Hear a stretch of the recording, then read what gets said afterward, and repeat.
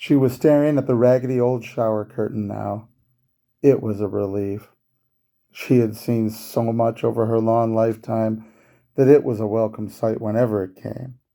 The yellowing old shower curtain, even the dim little window just beyond, which reflected the inconstant flickering of the ratty motel sign. Vacancy. There was always vacancy in this pit. Her respite soon ended, as the latest specimen of human vermin found what he had been rummaging for and slowly turned her face to him. The cracked old wall could be seen again, and she tried hard to see it. She wanted so much to ignore the gaunt face staring into her. Sure, he needed to gel his hair, but that was the least of his problems. His face, middle-aged and caved in already from all the methamphetamine and God knows what else, was fit to be mummified.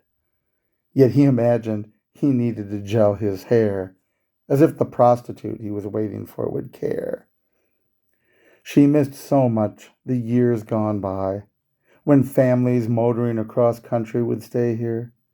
They would treat her to lovely moments of mothers primping their children's delicate hair. She would enjoy wholesome fatherly shaves and sometimes fatherly lessons in shaving. She missed the family's tender laughter, shared on adventures together. She had loved being a part of it. God help her, she even missed the traveling salesmen and their laughable pitch practices to her amused but silent reflection. But those days were decades gone.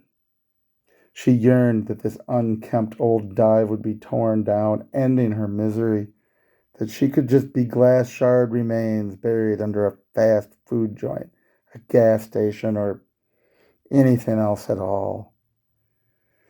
Instead, the old motel lingered on as the neighborhood decayed around it. She had been forced now to witness the coming and going of miserable refuse. First, the alcoholic gamblers had holed up here, then occasionally small-time mafioso bullet men gone to the mattresses. Later, she had watched the prostitutes coming and going. When the cruel and thoughtless creatures had left the bathroom door ajar, she had been forced to see more than their feeble attempts to paint over the ugliness of their deeds. She had tried to look away as much as possible. Now the cracks in the walls, the scurrying roaches, and even the spiders in the corners of the ceiling were where she tried to focus. Such were her friends, the cracks and bugs. They were her comrades in this undead corpse of a once living place. He finally stepped away to greet his rendezvous. Mercifully, he closed the bathroom door.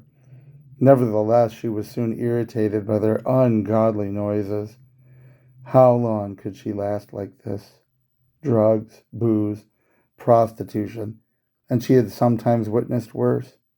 She had seen 2 murders, 1 rape, and was fairly certain she'd heard and assorted several more whatevers. She knew the good times would never return for her in the old motel.